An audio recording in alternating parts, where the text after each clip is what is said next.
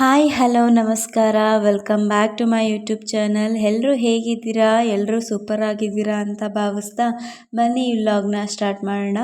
ಈ ವಿಡಿಯೋ ಇಷ್ಟ ಆದರೆ ಪ್ಲೀಸ್ ಒಂದು ಲೈಕ್ ಕೊಡಿ ಮತ್ತು ನಿಮ್ಮ ಫ್ರೆಂಡ್ಸ್ ಆ್ಯಂಡ್ ಫ್ಯಾಮಿಲಿ ಮೆಂಬರ್ಸ್ಗೂ ಕೂಡ ಶೇರ್ ಮಾಡಿ. ಈ ವಿಡಿಯೋ ನೋಡಿ ಹೇಗೆ ಅನ್ನಿಸ್ತು ಅಂತ ನಿಮ್ಮ ಅಭಿಪ್ರಾಯನ ಕಮೆಂಟ್ ಬಾಕ್ಸಲ್ಲಿ ತಿಳಿಸಿ ಅಂತ ಹೇಳ್ತಾ ಬನ್ನಿ ಈ ವ್ಲಾಗ್ನ ಸ್ಟಾರ್ಟ್ ಮಾಡೋಣ. ಇವತ್ತು ಶನಿವಾರ ಆಗಿದ್ದರಿಂದ ನನ್ನ ವ್ಲಾಗ್ನ 3:30ಇಂದನೇ ಸ್ಟಾರ್ಟ್ ಮಾಡ್ಕೊಂಡೋಗಿದ್ದೀನಿ.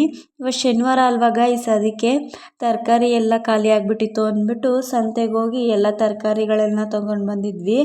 ಇವಾಗ ಅವನ್ನೆಲ್ಲ ಜೋಡಿಸ್ಕೊತಾ ಇದ್ದೆ. ಇನ್ನು ಹಳೆ ತರಕಾರಿಗಳೆಲ್ಲ ಇದ್ವಲ್ಲ, ಅವು ಸ್ವಲ್ಪ ಒಣಗೋಗ್ಬಿಟ್ಟಿದ್ದು, ಅವನು ಕೂಡ ಎಲ್ಲ ತೆಗೆದಿಟ್ಬಿಟ್ಟು ಇವಾಗ ಹೊಸ ತರಕಾರಿ ಎಲ್ಲನೂ ನೀಟಾಗಿ ಬುಟ್ಟಿಗೆ ಜೋಡಿಸ್ಕೊತಾ ಇದ್ದೆ. ಇನ್ನು ಅಮ್ಮಂಗೆ ಅಜ್ಜಿಗೆ ಎಲ್ಲ ಟ್ಯಾಬ್ಲೆಟ್ಸ್ ಖಾಲಿ ಆಗಿತ್ತು ಅಂತ ಅಂದ್ಬಿಟ್ಟು ಅವನು ಕೂಡ ತಗೊಂಬಂದಿದ್ವಿ. ಇವತ್ತು ಶನಿವಾರ ಅಲ್ವಾ, ಇನ್ನು ನಾಳೆ ಭಾನುವಾರ ರಜಾ ಇರುತ್ತೆ ಅಂದ್ಬಿಟ್ಟು ಇವತ್ತೇ ಕೂಡ ತಗೊಬಂದಿದ್ದು. ಸೊ ಅವನ್ನೆಲ್ಲ ಕೂಡ ಅವ್ರಿಗೆ ತಂದಿದ್ವಲ್ಲ ಕೊಟ್ಟು ತೆಗ್ದಿಡ್ತಾ ಇದ್ದೆ ಕೊಡೋಕ್ಕೆ ಅಂದ್ಬಿಟ್ಟು. ಇನ್ನು ನಾಳೆ ತಿಂಡಿಗೆ ಪಲಾವ್ ಮಾಡೋಣ ಅಂದ್ಬಿಟ್ಟು ಸಾಂಬಾರು ಸೊಪ್ಪನ್ನು ಕೂಡ ತಗೊಬಂದಿದ್ದೆ. ಅದಂತೂ 20 ರೂಪಾಯಿ ಕಂತೆ, ದೊಡ್ಡ ಕಂತೆ. ಅದನ್ನು ಕೂಡ ಸೋಸಿ ಇಟ್ಕೋತಾ ಇದ್ದೆ. ಇನ್ನು ಕಸ ಎಲ್ಲ ಇರುತ್ತೆ ಅದರಲ್ಲಿ ಅಂದ್ಬಿಟ್ಟು, ಇನ್ನೆಲ್ಲ ಸೋಸಿಟ್ಟಿಲ್ಲ ಅಂತ ಅಂದರೆ ಕೊಳ್ತೆಲ್ಲ ಹೋಗ್ಬಿಡುತ್ತೆ. ಸೊ ಅದಕ್ಕೋಸ್ಕರ ಅವೆಲ್ಲನೂ ನೀಟಾಗಿ ಕ್ಲೀನ್ ಮಾಡ್ಕೋತಾ ಇದ್ದೆ. ಇನ್ನು ಟೊಮೊಟೊ ರೇಟ್ ಕೇಳಬೇಕಾ? ಅಯ್ಯೋ 60 ರೂಪಾಯಿ KG ಆಗಿಬಿಟ್ಟಿದೆ ಗೈಸ್. ಎಲ್ಲ ತಿಂಡಿಗೂ ಟೊಮೊಟೊ ಇಲ್ಲ ಅಂದರೆ ಆಗೋದಿಲ್ಲ, ಎಲ್ಲ ತಿಂಡಿಗೂ ಹಾಕಲೇಬೇಕು, ಇಲ್ಲಾಂದರೆ ರುಚಿ ಅಂತೂ ಇರೋದಿಲ್ಲ. ಇನ್ನೆಲ್ಲನೂ ತೆಗ್ದಿಟ್ಬಿಟ್ಟು ಇನ್ನು ಸೊಪ್ಪೆಲ್ಲ ಇದ್ವಲ್ಲ, ಅದೆಲ್ಲ ಕಸ ಎಲ್ಲ ಇತ್ತಲ್ಲ, ಸುಮ್ಮನೆ ಯಾಕೆ ವೇಸ್ಟ್ ಮಾಡೋದು ಅಂತ ಅಂದ್ಬಿಟ್ಟು ಇನ್ನು ಕರುಗಳಿಗೆಲ್ಲ ಹಾಕ್ತಿದ್ದೆ. ಅಷ್ಟರೊಳಗಾಲೆ ಮಳೆ ಅಂತೂ ಹುಯ್ಯೋಕ್ಕೆ ಜೋರಾಗಿ ಸ್ಟಾರ್ಟ್ ಆಗಿಬಿಟ್ಟಿತ್ತು. ಇನ್ನು ಗಾಳಿ ಏನೂ ಇರಲಿಲ್ಲ, ಮಳೆ ಅಂತೂ ಸಖತ್ತಾಗೆ ಹುಯ್ತಾಯಿತ್ತು, ಜೋರಾಗಿ ಹುಯ್ತಾಯಿತ್ತು. ಮಳೆ ಊದಿದ್ರಿಂದ ನಮ್ಮ ಕೊಟ್ಟಿಗೆ ಪರಿಸ್ಥಿತಿ ಅಂತೂ ನೋಡಿ ಇಲ್ಲಿ ಹೇಗಾಗಿದೆ ಅಂತ. ಸೀಟೆಲ್ಲ ಸೋರಿ ಪಾಪ ಆಡುಗಳಿಗೆಲ್ಲ ಮಳೆ ಸೋರ್ತಾ ಇತ್ತು, ಮತ್ತು ಅವು ತುಂಬ ನೀರಲ್ಲಿ ನೆನೀತಾ ಇದ್ದು. ಅಮ್ಮ ಕೊಟ್ಟಿಗೆ ಎಲ್ಲನೂ ತೊಳಿತಾ ಇತ್ತು. ಅವಕ್ಕೆ ಪಾಪ ನಿಂತ್ಕೊಳ್ಳೋಕ್ಕೂ ಜಾಗ ಇರಲಿಲ್ಲ, ಮಲ್ಕೊಳ್ಳೋಕ್ಕೂ ಆಗ್ತಾ ಇರಲಿಲ್ಲ, ಯಾಕಂದರೆ ಮಳೆ ಅಷ್ಟು ಜೋರಾಗಿ ಹುಯ್ತಾ ಇತ್ತು. ಮಳೆ ಹುಯ್ದಿದ್ರಿಂದ ಗಾಳಿ ಬೀಸ್ತಿತ್ತಲ್ಲ ಸ್ವಲ್ಪ, ಅದಕ್ಕೆ ನೀರೆಲ್ಲ ರಾಚಿಸ್ತಾ ಇತ್ತು, ಅವಕ್ಕೆ ಕಷ್ಟ ಆಗ್ತಿತ್ತು. ಇನ್ನು ಪಾಪ ನೋಡಿ ಇಲ್ಲಿ ನಮ್ಮ ಬ್ರೂಸ್ಲಿನೂ ಕೂಡ ನೆನೀತಾ ಇದ್ದ. ಅವನು ಒಳಗಡೆ ಕಟ್ಟಿದ್ವಿ ಆದ್ರೂ ಕೂಡ ನೆನೀತಾ ಇತ್ತು. ಇನ್ನು ಅಷ್ಟರೊಳಗೆ ಸಂತೆಗೆ ಹೋದಾಗ ಇನ್ನು ಮೊಟ್ಟೆ ಪಪ್ಸ್ ತಂದಿದ್ವಲ್ಲ, ಅದನ್ನು ಕೂಡ ಇಲ್ಲಿ ತೆಗೆದು ಎಲ್ಲನೂ ಹಾಕ್ಕೊಡ್ತಾ ಇದ್ದೆ.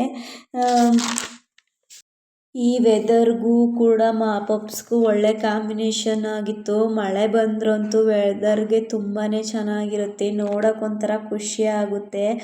ಇನ್ನು ತಗೊಂಡೋಗಿ ಪಪ್ಸ್ ಎಲ್ಲನೂ ನಮ್ಮ ಮನೆಯವ್ರಿಗೆ ಕೊಟ್ಟು ಬಂದೆ. ಇನ್ನು ಅಮ್ಮ ಆಮೇಲೆ ತಿಂತೀನಿ ಅಂತು, ಎಮ್ಮೆ ಮಳೆ ಒಯ್ದಿತ್ತಲ್ಲ ನೆಂದಿರುತ್ತೆ, ಇನ್ನು ಹೋಗಿ ಇಟ್ಕೊಂಬರ್ತೀನಿ ಅಂತ.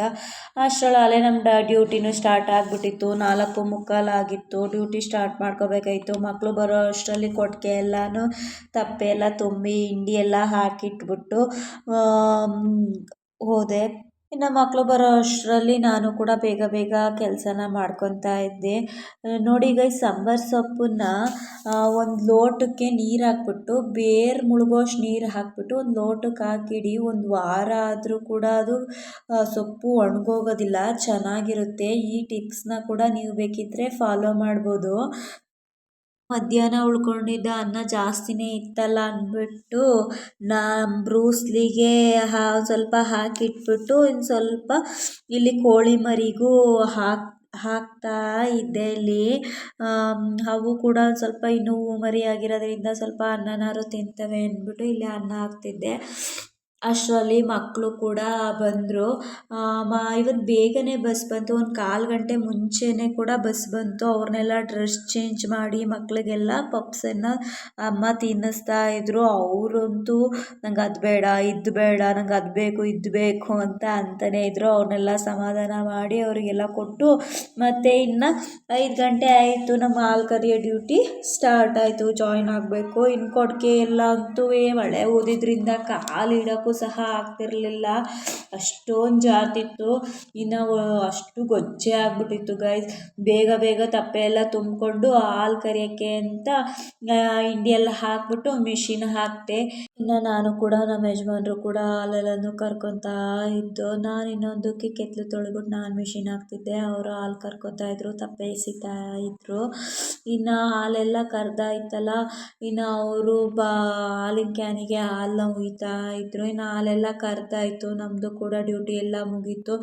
ಸೊ ಇನ್ನು ಮಧ್ಯಾಹ್ನದ ಪಾತ್ರೆ ಎಲ್ಲ ಇತ್ತಲ್ಲ, ಮಕ್ಕಳು ಬಾಕ್ಸು ಮತ್ತು ಎಲ್ಲ ಒಂದು ಗಾಡಿ ಪಾತ್ರೆ ಆಗಿಬಿಟ್ಟಿತ್ತು, ಅವನ್ನೆಲ್ಲ ತೊಳ್ಕೊಂಡೆ. ನನಗಂತೂ ತುಂಬಾ ಕೆಲಸ ಆಗೋಯ್ತು ಇವತ್ತಂತೂ ಬ್ಯಾಕ್ ಪೇನ್ ಎಲ್ಲ ಸ್ಟಾರ್ಟ್ ಆಗಿಬಿಟ್ಟಿತ್ತು. ಇನ್ನು ನನಗಂತೂ ವಿಡಿಯೋ ನೋಡಿ ಕಮೆಂಟ್ ಮಾಡಿದ್ದೀರಲ್ಲ, ಎಷ್ಟು ರೀಚ್ ಆಗಿದೆಯೋ ಅಷ್ಟರಲ್ಲೇ ಕೂಡ ಒಳ್ಳೆ ಕಮೆಂಟ್ಸ್ ಹಾಕಿದ್ದೀರಾ. ನಿಮ್ಮ ಬ್ಲಾಗ್ ತುಂಬ ಚೆನ್ನಾಗಿದೆ, ಇದೇ ಥರ ಮಾಡಿ, ಸೂಪರ್ ಆಗಿದೆ, ಮತ್ತು ನೀವು ಮಾಡೋ ವ್ಲಾಗ್ ನಂಗೆ ತುಂಬ ಇಷ್ಟ ಆಯಿತು ಅಂತ ಎಲ್ಲ ಕಮೆಂಟ್ಸ್ ಮಾಡಿದ್ದೀರಾ. ನನಗಂತೂ ಕಮೆಂಟ್ಸ್ ನೋಡಿ ತುಂಬಾ ಖುಷಿ ಆಯಿತು. ಇದೇ ಥರ ಸಪೋರ್ಟ್ ಮಾಡ್ತಾಯಿರಿ, ನಿಮ್ಮ ಅಭಿಪ್ರಾಯನ ಹೆಚ್ಚು ತಿಳಿಸಿ, ನನಗೂ ತುಂಬ ಖುಷಿಯಾಗುತ್ತೆ. ಇನ್ನೂ ವ್ಲಾಗ್ನ ಮಾಡೋಕ್ಕೆ ಒಂಥರ ಖುಷಿಯಾಗುತ್ತೆ. ಇನ್ನು ಹಾಲು ಕರಿಯೋಕ್ಕಿಂತ ಮುಂಚೆನೇ ಕಸ ಎಲ್ಲ ಗುಡಿಸಿ ಹೋಗಿದ್ದೆ. ಇವಾಗ ಸಂಜೆ ಆಗಿದ್ದರಿಂದ ಎಲ್ಲ ಹೆಣ್ಮಕ್ಳು ಮಾಡಬೇಕಾದ ಕೆಲಸ ಇದೆ, ಬಾಗಿಲು ಗುಡಿಸಿ ರಂಗೋಲಿ ಇಡೋದು. ನನಗೂ ಕೂಡ ಹಾಗೆ ರಂಗೋಲಿ ಹಾಕ್ತಾ ಇದ್ದೆ. ಆ ರಂಗೋಲಿ ಹಾಕೋದು ಅಂದರೆ ನನಗಂತೂ ತುಂಬಾ ಅಂದರೆ ತುಂಬ ಇಷ್ಟ. ಇನ್ನು ರಂಗೋಲಿ ಎಲ್ಲ ಬಿಡಿಸಿ ನನಗಂತೂ ರಂಗೋಲಿ ಬಿಡೋದು ಅಂದರೆ ತುಂಬಾ ಇಷ್ಟ. ಇನ್ನು ಬಾಗಿಲು ಮುಂದೆ ಎಲ್ಲ ಚೆನ್ನಾಗಿ ರಂಗೋಲಿ ಬಿಡಿಸ್ತಾ ಇರ್ತೀನಿ. ನಂಗೆ ಮೊದಲೆಲ್ಲ ಎರಡೆಳೆಯಲ್ಲಿ ರಂಗೋಲಿನ ಬಿಡಿಸೋಕ್ಕೆ ಬರ್ತಿರ್ಲಿಲ್ಲ. ನಾನು ನಮ್ಮ ಅಮ್ಮನ ಹತ್ರ ಕೇಳಿಬಿಟ್ಟು ಈ ಥರ ರಂಗೋಲಿ ಬಿಡಿಸೋದು, ಕೈ ಬೆರಳು ಹೇಗೆ ಇಟ್ಕೋಬೇಕು ಎರಡೆಳೆ ಬಿಡೋಕ್ಕೆ ಅಂತ ಎಲ್ಲ ತಿಳ್ಕೊಂಡು ರಂಗೋಲಿನ ಇವಾಗ ಚೆನ್ನಾಗಿ ಬಿಡಿಸ್ತಾ ಇದ್ದೆ. ನಾನು ರಂಗೋಲಿ ಕಲ್ತಿದ್ದು ಅಂದರೆ ನಾನು ಫಸ್ಟ್ ಇಯರಲ್ಲಿ ಕಲ್ತಿದ್ದು. ನನಗೆ ನಮ್ಮ ಮನೆ ಪಕ್ಕ ಆಂಟಿ ಬುಕ್ಸಿಗೆಲ್ಲ ಬರ್ಕೊಟ್ಟಿದ್ರು.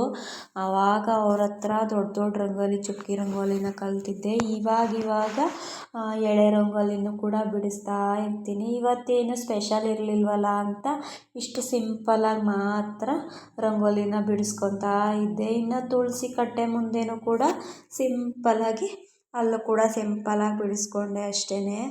ಇನ್ನು ಎಲ್ಲ ಹೆಣ್ಮಕ್ಳು ಕೂಡ ಸೋಂಬೇರಿಗಳು ಮಾತ್ರ ಆಗಬಾರ್ದು. ಯಾಕೆಂದರೆ ಮನೆ ಕಸ ಎಲ್ಲ ಮನೆ ಮುಂದೆ ರಂಗೋಲಿ ಬಿಡೋದು ಇವೆಲ್ಲನೂ ಮಾಡಲೇಬೇಕು. ಈ ವಿಷಯದಲ್ಲಂತೂ ಹೆಣ್ಮಕ್ಳು ಸೋಂಬೇರಿಗಳಾಗಲೇಬಾರ್ದು. ನಾನಂತೂ ಬೆಳಗ್ಗೆ ಸಂಜೆ ಇದನ್ನಂತೂ ತಪ್ಪಿಸಲ್ಲ, ಯಾವಾಗಲೂ ರಂಗೋಲಿ ಬಿಡ್ತಲೇ ಇರ್ತೀನಿ ಬೆಳಗ್ಗೆ ಸಂಜೆ. ನೋಡಿ, ಪುಟ್ಟ ರಂಗೋಲಿ ನಿಮಗೆ ಇಷ್ಟ ಆಗಿದೆ ಅಂತ ಅಂದ್ಕೊಂಡಿದ್ದೀನಿ. ನಿಮಗೆ ಇಷ್ಟ ಆದರೆ ಕಮೆಂಟ್ ಮೂಲಕ ತಿಳಿಸಿ. ಇನ್ನು ನನ್ನ ಮೇನ್ ಕೆಲಸ ಬಂದು ರಂಗೋಲಿ ಬಿಟ್ಟ ಮೇಲೆ ಮಕ್ಕಳನ್ನ ಓದಿಸೋದು. ಇನ್ನು ಓದಿಸೋಕ್ಕಿಂತ ಮುಂಚೆನೇ ಕೂಡ ಒಂದು ಕಡೆಗೆ ಅನ್ನನ ಇಟ್ಬಿಟ್ಟಿರ್ತೀನಿ, ಮಕ್ಕಳು ಓದಿಸೋ ಅಷ್ಟರಲ್ಲಿ ಟೈಮ್ ಆಗಿಬಿಡುತ್ತೆ ಅಂತ. ಇನ್ನು ಮಕ್ಕಳನ್ನ ಓದಿಸೋಕ್ಕೆ ಸ್ಟಾರ್ಟ್ ಮಾಡ್ಕೋತೀನಿ. ಅವ್ರನ್ನೆಲ್ಲ ಹೋಮ್ವರ್ಕ್ ಎಲ್ಲ ಮಾಡಿಸಿ, ಅವರಿಗೆ ಇವತ್ತು ರೈಮ್ಸ್ ಬೇರೆ ಹೇಳ್ಸೋದಿತ್ತು, ಅವೆಲ್ಲನೂ ಹೇಳಿಸಿ, ಒಬ್ಬರಿಗೆ ಓದಿಸೋಷ್ಟು ಒಬ್ಬರು ಕಿತಾಪತಿ ಮಾಡ್ತಾ ಇರ್ತಾರೆ, ಅವ್ರನ್ನೆಲ್ಲ ಸಂಭಾಳಿಸ್ಕೊಂಡು ಎಲ್ಲ ಮಾಡೋ ಅಷ್ಟೊತ್ತಿಗೆ ಊಟದ ಟೈಮ್ ಆಗಿಬಿಟ್ಟಿರುತ್ತೆ. ಸೊ ಇಲ್ಲಿ ನಿನ್ನೆ ಸೊಪ್ಪು ಬೇಳೆ ಹಾಕಿ ಮಧ್ಯಾಹ್ನ ಉಪ್ಸಾರು ಮಾಡಿದ್ನಲ್ಲ, ಸೊಪ್ಪನ್ನ ಇಟ್ಕೊಂಡಿದ್ದೆ. ಅದಕ್ಕೇ ಸ್ವಲ್ಪ ಈರುಳ್ಳಿ, ಮೆಣಸಿನ್ಕಾಯಿ, ಸ್ವಲ್ಪ ಕಾಳು ಮೆಣಸು, ಒಂದೆರಡು ಮೊಟ್ಟೆ, ಕಾಯಿ, ಸೊಪ್ಪು ಎಲ್ಲನೂ ಹಾಕ್ಬಿಟ್ಟು ಇಲ್ಲಿ ಸೊಪ್ಪಿನ ಪಲ್ಯ ಮಾಡಿಕೊಂಡೆ. ನೆಂಚ್ಕೊಳ್ಳೋಕ್ಕಾಗುತ್ತೆ ಮುದ್ದೆ ಜೊತೆಗೆ ಅಂತ ಅಂದ್ಬಿಟ್ಟು. ಒಂದು ಕಡೆ ಮುದ್ದೆ ಹೆಸರು ಇಟ್ಟಿದ್ನಲ್ಲ, ಮುದ್ದೆ ಎಲ್ಲ ಹೆಸರು ಬರೋ ಅಷ್ಟರೊಳಗಡೆ ಇಲ್ಲಿ ಪಾತ್ರೆನ ಜೋಡಿಸ್ಕೊತಾ ಇದ್ದೆ. ಅವರು ಜಾಗಕ್ಕೆ ಅವನ್ನ ಪ್ಲೇಸ್ ಮಾಡಿಬಿಟ್ರೆ ಚೆನ್ನಾಗಿರುತ್ತೆ, ಇಲ್ಲ ಅಂದರೆ ಅಲ್ಲಲ್ಲೇ ಉಳ್ಕೊಬಿಡುತ್ತೆ. ಜಾಸ್ತಿ ನಾನು ಕೆಲಸ ಅಡುಗೆ ಮಾಡ್ಕೊತಾನೆ ಇಲ್ಲಿ ಕೆಲಸನ ಮಾಡ್ಕೊತೀನಿ. ಇನ್ನು ಅಷ್ಟರೊಳಗೆ ಮುದ್ದೆ ಹೆಸರು ಬಂದಿತ್ತು, ಅದನ್ನು ಕೂಡ ಹಸಿಟ್ಟು ಊದ್ಬಿಟ್ಟು ಇನ್ನೂ ಸ್ವಲ್ಪ ಪಾತ್ರೆಗಳಿದ್ವು, ಅವನು ಕೂಡ ಜೋಡಿಸ್ಕೊಂಡೆ. ಇನ್ನು ಜೋಡಿಸ್ಕೊಂಡೆಲ್ಲ ಆದಮೇಲೆ ಮುದ್ದೆ ತಿರ್ಗಾನ ಅಂದ್ಬಿಟ್ಟು ಇಲ್ಲಿ ನೀರು ಮತ್ತು ಅಲ್ಲೇ ಮತ್ತು ಒಂದು ತಟ್ಟೆ ಎಲ್ಲನೂ ಎತ್ತಿಟ್ಕೊತಾ ಇದ್ದೆ. ಆಮೇಲೆ ಆಮೇಲೆ ಮುದ್ದೆ ತಪ್ಪಲಿ ತಗೊಂಬಿಟ್ಟು ಮುದ್ದೆ ತಿರ್ಗೋಣ ಅಂತ ಸ್ಟಾರ್ಟ್ ಮಾಡಿಕೊಂಡೆ. ಮುದ್ದೆ ಎಲ್ಲ ತಿರ್ಗಾಗಿತ್ತು. ಇನ್ನು ತಿರ್ಗೋ ಅಷ್ಟರೊಳಗೆ ಟೈಮ್ ಆಗಲೇ 8:30 ಆಗಿಬಿಟ್ಟಿತ್ತು. ಇನ್ನು ಮುದ್ದೆ ಎಲ್ಲ ತಿರುಗಿಟ್ಬಿಟ್ಟು ಮಕ್ಕಳಿಗೆಲ್ಲ ಹಾಲು ಎಲ್ಲ ಕೊಟ್ಬಿಟ್ಟು ಅಮ್ಮ ಊಟ ಮಾಡಿ ಅಂತ ಹೇಳ್ಬಿಟ್ಟು ಇನ್ನು 8:30 9 ಗಂಟೆ ಆದ್ರಂತೂ ನಮಗೆ ಇನ್ನು ದನ ಬಿಡೋ ಕೆಲಸ ಸ್ಟಾರ್ಟ್ ಆಗಿಬಿಡುತ್ತೆ. ಅವಕ್ಕೆಲ್ಲ ಹಿಂಡಿ ಮತ್ತು ನೀರಿಗೆ ಬಿಡಬೇಕು. ಸೊ ನಾವು ಯಾವಾಗಲೂ ಪೆಡಾಕಿರುತ್ತಲ್ಲ, ನೀವು ನೋಡಿರ್ತೀರ, ನಾನು ಹಾಲು ಕರಿಬೇಕಾದ್ರೆ ಅಲ್ಲಿ ಕೆಳಗಡೆ ಬಿಟ್ಬಿಡ್ತೀವಿ. ನಾವು ಹಸುಗಳನ್ನ ನೈಟ್ ಹೊತ್ತು ಕಟ್ಟಲ್ಲ, ಬಿಡ್ತೀವಿ. ಸೊ ಆ ತಪ್ಪೆ ಎಲ್ಲ ತುಂಬ ಹಾಕ್ಬಿಟ್ಟು ಹಸುಗಳನ್ನೆಲ್ಲ ಬಿಟ್ಟು ನೀರಿಗೆ ಹಿಂಡಿ ಎಲ್ಲ ಅವಕ್ಕೆಲ್ಲ ಕೊಟ್ಬಿಟ್ಟು ಇಲ್ಲಿ ಕ್ಯಾನು ಸಂಜೆ ಬೆಳಗ್ಗೆಗೆ ಕ್ಯಾನ್ ಬೇಕಲ್ಲ ಅಂದ್ಬಿಟ್ಟು ನಾನು ನೈಟ್ ಹೊತ್ತೇ ತೊಳ್ಕೊತೀನಿ. ಇನ್ನು ಸಂಜೆ ಹೊತ್ತು ತೊಳೆಯೋಕ್ಕಾಗಲ್ಲ, ಯಾಕೆಂದರೆ ಮಕ್ಕಳು ಅಷ್ಟೊತ್ತು ಆಗಿಬಿಡುತ್ತೆ. ಇನ್ನು ಅದಕ್ಕೋಸ್ಕರ ಇವಾಗ ತೊಳ್ಕೊತೀನಿ. ಈಗ ತೊಳೆದೆಲ್ಲ ನೀಟಾಗಿ ಇಟ್ಬಿಟ್ಟು ಟೈಮ್ ಆಗಲೇ 9:30 9:45 ಆಗಿಬಿಟ್ಟಿತ್ತು. ಸೊ ನನಗೂ ಕೂಡ ಹೊಟ್ಟೆ ತುಂಬ ಹಸಿತಾ ಇತ್ತು. ಇನ್ನು ನಾನು ಒಳಗಡೆ ಹೋದೆ. ಅಷ್ಟರೊಳಗಾಗಲೇ ಅಜ್ಜಿ ಅಮ್ಮ ಎಲ್ಲ ಊಟನ ಮಾಡ್ಕೋತಾಯಿದ್ರು. ಮಕ್ಕಳು ಕೂಡ ಆಲ್ರೆಡಿ ಮಲ್ಕೊಂಬಿಟ್ಟಿದ್ರು. ಇವತ್ತಿನ ವ್ಲಾಗ್ ಇಷ್ಟೇ. ಈ ವ್ಲಾಗ್ ಇಷ್ಟ ಆಗಿದೆ ಅಂತ